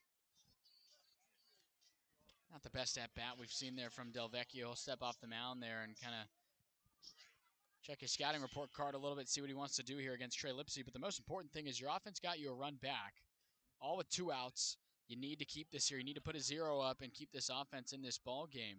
It'd be pretty deflating to let a 2-out runner come across. Del Vecchio working from the stretch. Just off the plate inside on the first pitch fastball. It's 1-0 to the Ohio State Buckeye in Trey Lipsy. Batting from that left side. Slightly open stance as he angles that bat over the shoulder. Breaking ball hit out into shallow right field. It drops for a base hit. Tracy comes up throwing, and he'll throw back to first. Trying to catch Lipsy, who was creeping off that bag, but he's back in standing up. They're on the corners with 2 away for Hyannis. Well, Lipsy got a slider there. Jammed him on it. He didn't get the best contact, just like his base hit he had last time. It was the bunt that at first we thought Hyannis was going to get the error for. So not the best contact from Lipsy to this point, but nonetheless gets 2 hits for his efforts. And because it wasn't hit all that hard, that's why Taylor goes first to third. Good effort there by Tracy to try to draw the back pick throw there and going back to the runner. Starts off Nick Mitchell with a changeup for a called strike. Mitchell has had good contact today. Singled in the first, homered in the third, and then the sacrifice in the 5th. Slider bounces in, but a good block from Hyannis. There's a brick backstop on the sides, but there's padding behind home plate for the most part. So as long as it doesn't deflect off of Hyannis and get to the side, it's going to hit the padding. You never know how it's going to bounce from there. Not too deep on that backstop either, but pretty good speed in Will Taylor at third. Lipsy creeping off the bag at first, being held on by McGregor. Del Vecchio with a deep breath on the rubber. Runner goes. Pitch outside. Yannick will give him second base as he fakes the throw. And they're in scoring position now with 2 away for the Harbor Hawks. Well, I mean, look, right now the base runners obviously matter in terms of not wanting to give them up, but you can attack the batter here and escape the jam yourself.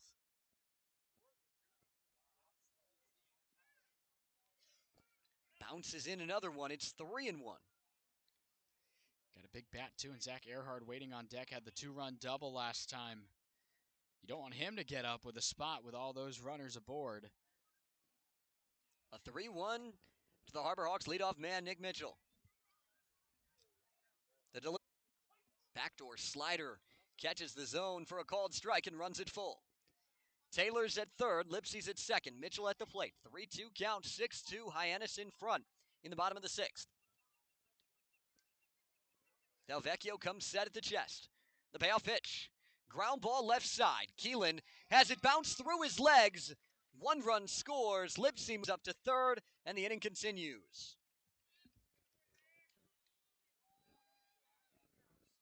He was moving over towards second, bounced at the last second, and scoots in to left field.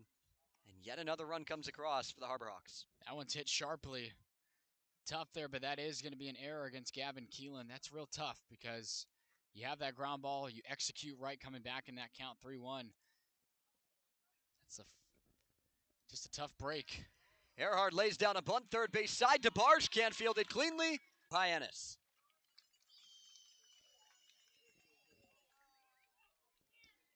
Not much else to say there.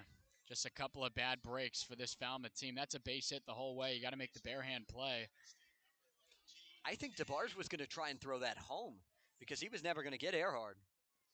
No, definitely not. And, you know, you obviously have a charging Lipsy there, and just a tough set of at-bats here in a row. Extends it for Hyannis. And the first pitch runs in and gets Cam Smith.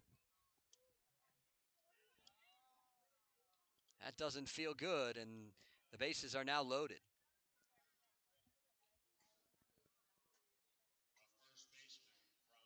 Yeah, Zach, you just got to find a way to get that second out, or the third out here, rather.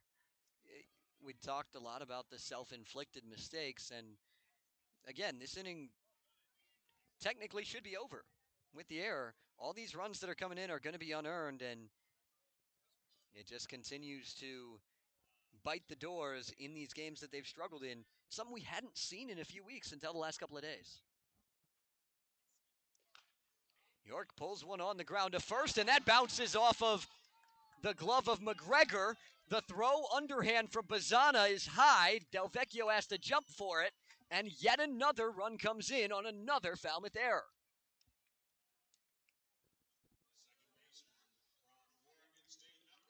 Well, I was going to try to get a nugget in about those self-inflicted errors.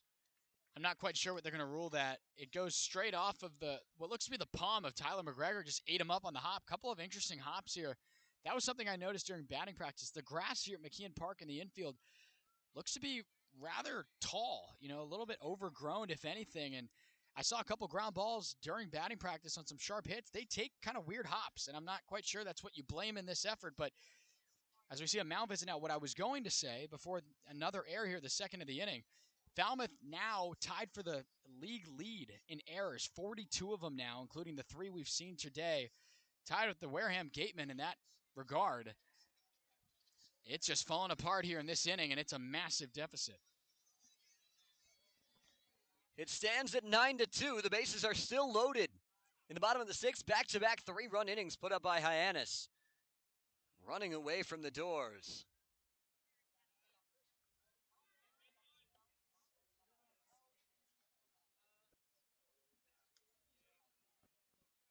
Delvecchio delivers first pitch. And fouling it off of the mask of Yannick is Elijah Hainline. He's up in his 3rd straight inning. He singled in the 4th, flew out in the 5th, now up here in the 6th. Also had a strikeout back in the 1st. It's Earhart at 3rd, Smith at 2nd, York at 1st. Slider low and outside, evens it up to Hainline.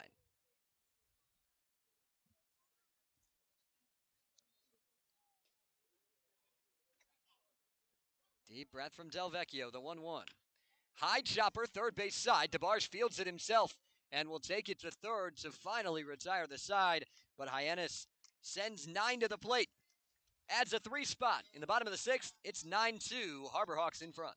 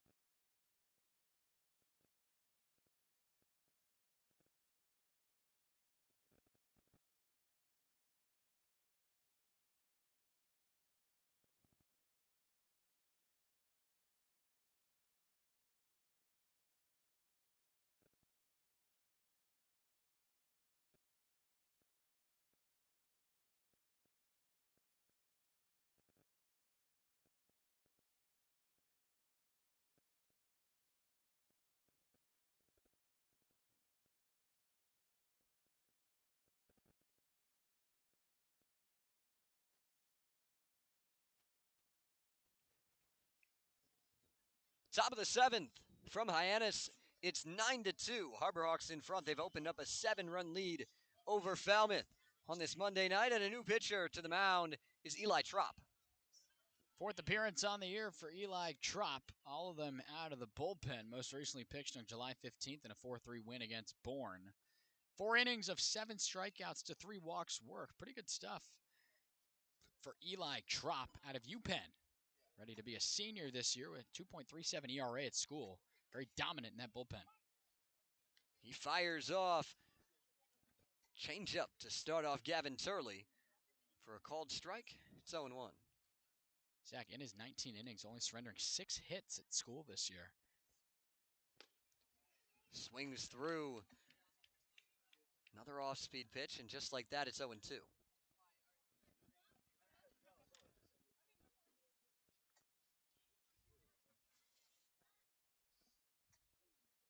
High leg kick, 0-2. Bounces in on the slider, and it's 1-2. Turley, so far today, struck out in the 2nd, a bunt single in the 5th. High leg kick, 1-2. Again low, this time going to the changeup, and it's 2-2. Righty-righty matchup with Trop and Turley.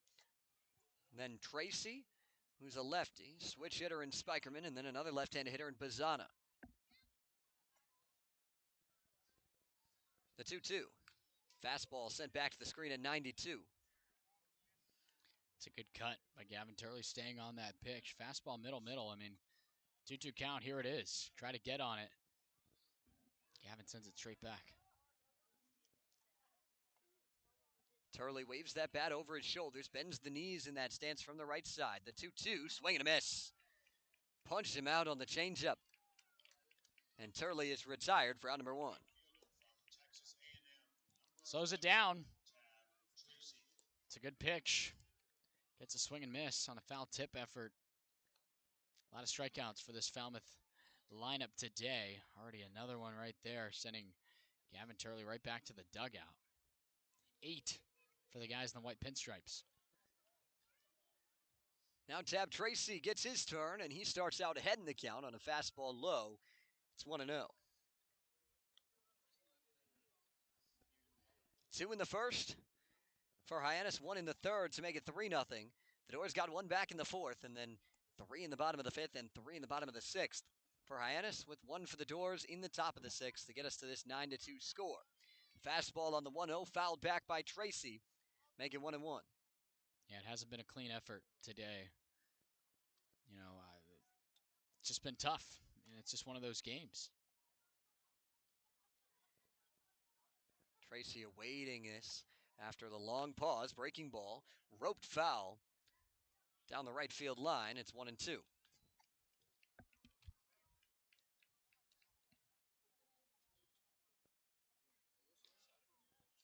Tracy gathers himself as he steps back in. 1 for 2. Texas A&M Aggie had himself a pretty good summer to this point. 277 entering the night. Takes high and outside on a fastball, and it evens it up 2-2.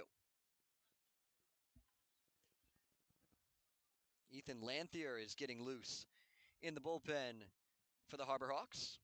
Ben King up and throwing for the Doors. 2-2 breaking ball, swing and a miss. Tracy goes down, 2 batters, 2 strikeouts for Eli Trop. As Zach, history repeats itself on that curveball right there for another strikeout. Gavin Turley and Tab Tracy's first time around, strikeouts. Second time around, singles. Third time around, strikeouts. 8-9 following each other. But a tough start to this inning against the new arm and Eli Trop. Now it's John Spikerman. It's 0 for 3. Hit the ball really well in his second AB and lined out to center. Takes a fastball off the plate outside. Start him off, it's 1-0. In his last AB, it was a double play, his first double play ball that he's hit into all season. Hit it really hard right at the second baseman Hain line. 1-0 fastball, he jumps out of the way of it. Trying to protect the ankles on the fastball inside, it's 2-0. Spikerman trying to get on and keep the inning alive for Travis Pisano, who stands on deck. The 1-2 hitters for the Doors, 0 for 6 to this point. Breaking ball high and outside. Spikerman trying to reach for the first time today. He's ahead 3-0. First 2 times he was batting from the right side, last time from the left, and once again from the left here on the 4th time through the order. 3-0, fastball at the knees. Gets the call from Mike Lum behind the plate. It's 3-1. It's a good pitch to work against Spikerman to get in the zone. Don't want to give anything middle there. That one catching the bottom left-hand corner away from the lefty and Spike. 3-1. Hit high and deep out to center. Taylor going back to the wall and making the catch, crashing into it to retire the side. That's just been the kind of day it's been for the Doors. Hyannis coming through once again. It's time to stretch. From McKeon Park, 9-2, Harbor Hawks in front.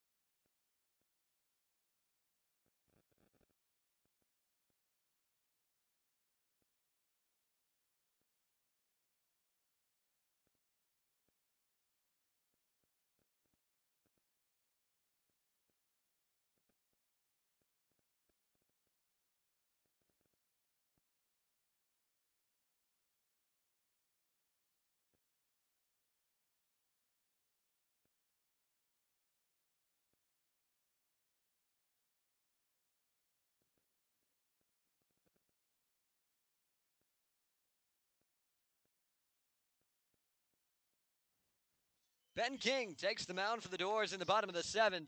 Trying to stop the bleeding. It's 9-2, Hyannis in front. Ben King looking for a little bit of a better outing in his debut that we saw. Struggled a little bit in that tough loss, 12-5 against Katuitt on July the 14th. Only went a third of an inning, gave up 6 runs, 5 of them earned. Was just hit on a lot there, 4 hits during that just third of an inning that he threw. Got to clean that up here in a role where, again, it's similar situation, just chasing a big number. Starts off John Gazdar with a slider at the knees for a called strike. Then goes the fastball, just misses. And Gazdar able to lay off it. Marvick Gomez says he did not go around. It's 1-1. Gazdar led off the last inning, where Hyannis sent 9 to the plate and brought across 3 runs. 1-1, pulls it foul down the third base line. Got a fastball in, turned the hands on it, but couldn't keep it fair.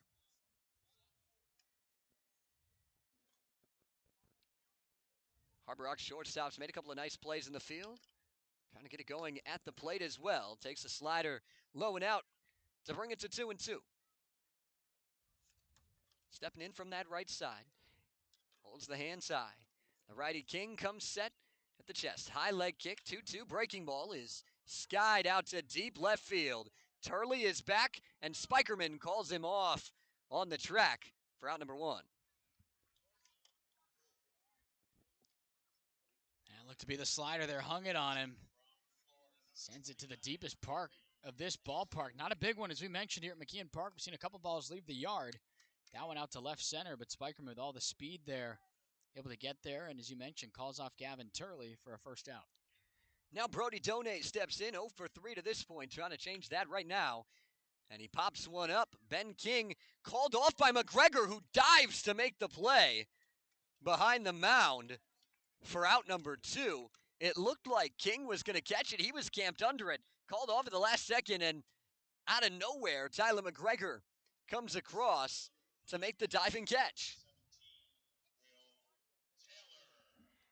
I don't really have a reaction to that. I mean, I think King, obviously camping under it, you don't really want the pitcher to make plays like that, especially because he was at first camping under it, but still on the mound. So he's walking, de-elevating there, walking backwards. You don't want him to trip and hurt himself. I don't mind being called off there, but the fact that McGregor had to run in and dive for it, I mean, I don't know if that's entirely what you want for that out, but nonetheless, it was made. First pitch slider for a called strike to Will Taylor. They say if you're going to call it, you better catch it, and McGregor did. A 1 fastball spiked in, even it up at 1-1. I mean, I guess what I'm saying is we heard that call off from a distance. You'd think you'd be there in time to make the play, but he just came sliding in. It's a really good play. 1-1, hit on the ground to short. Keelan, knee-high bounce. Strong throw, retires Taylor, and Ben King works a 1-2-3 bottom of the 7th. Still a big lead for Hyannis, though, heading to the 8th. It's 9-2 Harbor Hawks on the Commodores Radio Network.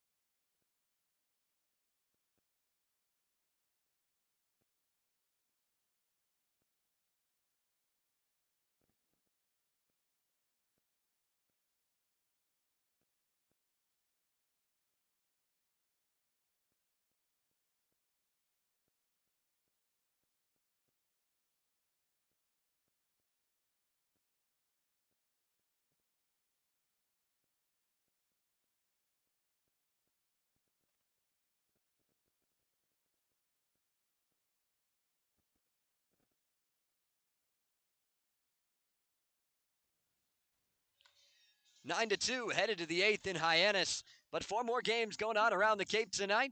Destiny Sanchez has those scores for you. Thanks, Zach. The YD Red Sox defeated the Harwich Mariners 7-3. Bourne Braves defeated the Katuitt Kettleers 14-3 in 7 innings. The Wareham Gatemen lead the Chatham Anglers 3-0 in the top of the 6th. And the Orleans Firebirds are ahead of the Brewster Whitecaps 2-1 in the top of the 7th. Thank you, Destiny. Those scores not super favorable for the Doors right now, as they entered today 1 point back of Bourne. Well, now they're 3 back, and they entered 3 games, 6 points ahead of Wareham. If the Gatemen hold on in Chatham, that lead for the Doors will be cut to just 2 games. Yeah, obviously not the result that you want to see, but sometimes, I mean, look, the run that this Falmouth team has been on certainly maybe isn't as consistent as it once was, winning all those games. Now you've come back to earth a little bit. It's not expected to be able to maintain that. That's what I'm getting at here. You had a 4-game win streak snap, then a 5-game win streak snap. I mean, just consecutively playing that good of baseball where everything's clicking. The difference between good teams and great teams is how you respond. And there's still plenty of regular season baseball left for this team to make a run towards those, I don't know, maybe the Katuitt spot in first place in the West, but certainly up there with a team like Hyannis. But the difference is you got to show up the year division. You took care of business you get your chance here, and the way it's looking, you're going to lose your first 4 against Hyannis. Bazzano whips one into center. Long run for Taylor, but it hangs up. And he'll make the play for out number 1 unless we're get it going 4. The difference with him, though, is he's put the ball in play. I mean, that's just how he is. He might not extend that hit streak, but he's made good contact. I mean, he's made Hyannis have to make some plays out there. That one hung up just enough for Taylor charging in there. Real good play. Almost had to tumble down in the process, but able to stay up on his 2 feet. It's Ethan Langer in the game on the mound. Delivers a front door breaking ball for a called strike to DeBarge out of St. Cloud State. Taking over for Eli Trop, who just had himself 1 inning of work, but he worked a 1-2-3 frame with a pair of punch-outs. Lanthier fires fastball upstairs. DeBarge skies it just foul down the right field line, and it's quickly 0-2. And Lanthier pounding the zone right out of the bullpen for the Harbor Hawks, and that's exactly what they were looking for him to do.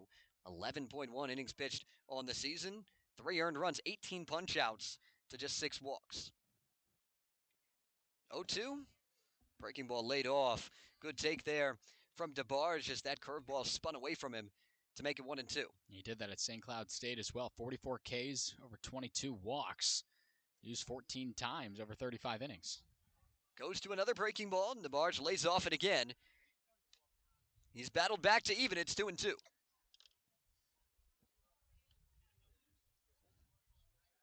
Wind picking up, blowing out to left center. Lanthier, high leg kick, 2-2. Is low and outside, and it's now full. I mean, again, these at-bats matter. You got to stay patient. You got to fight for your spot in the lineup when you're trying to play meaningful baseball down the stretch here. Even if it's summer ball, I mean, you got to get your reps and make use of them. 3-2 misses outside from 0-2 to a walk. Kyle DeBarge finds himself on base. And 1 out base runner as the middle of the order comes up. It's Tyler McGregor. It's been an Achilles heel so far this season, sort of, for the Hyannis Harbor Hawks to issue walks. That's only the 2nd one they've done today, though, so. Big swing from McGregor on a first pitch fastball, and he comes up empty. It's 0-1. They've, in other words, not given the Doors many opportunities. And when you have a lot of hits, 8 hits for Falmouth today, you'd like your chances at putting up some numbers, but they've been a lot of base hits and only 2 runs across. Pitch upstairs, evens it up. A lot of 2-out hits where the Doors have then stranded those runners on. 5 runners stranded, as well as a couple of double play balls that Falmouth has hit to when they have gotten base runners early. And it doesn't help that you've also had 3 errors that have led to a plethora of runs that should not have come in the first place. Curveball catches the zone for a called strike. Make it 1-2 to McGregor. They're playing the Husky to pull.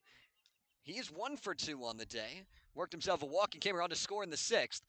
At that point, that made it 6-2 before Hyannis added 3 more in the bottom half to make it 9-2. Fastball outside, pops off the glove of Done and gets the backstop, allowing DeBarge to move on up. If nothing else, there's been a handful of pass balls on Brody Done today. I believe that's 3 now against his number. And one of those actually allowed an RBI single from Cade Snell to bring in a run for Falmouth. It was the 2nd run of the game for the Doors, coming on a situation that they got lucky on with Done behind the plate. 2-2 upstairs, and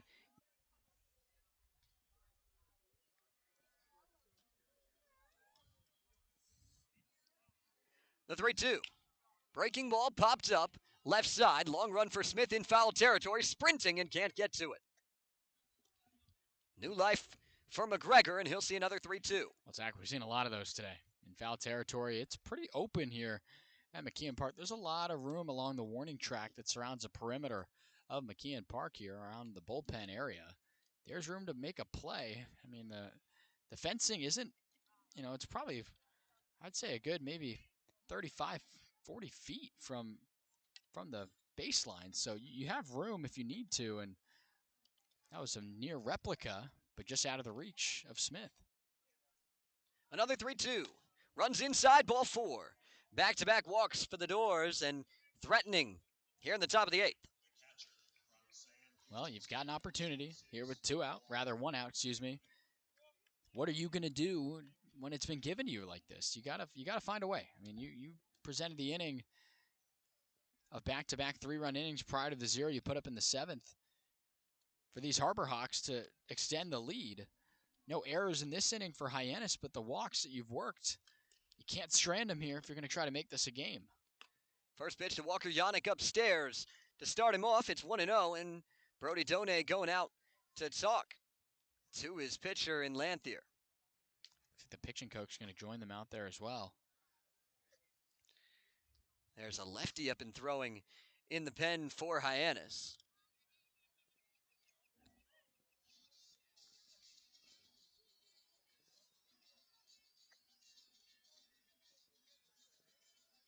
Just trying to calm down Lanthier on the mound.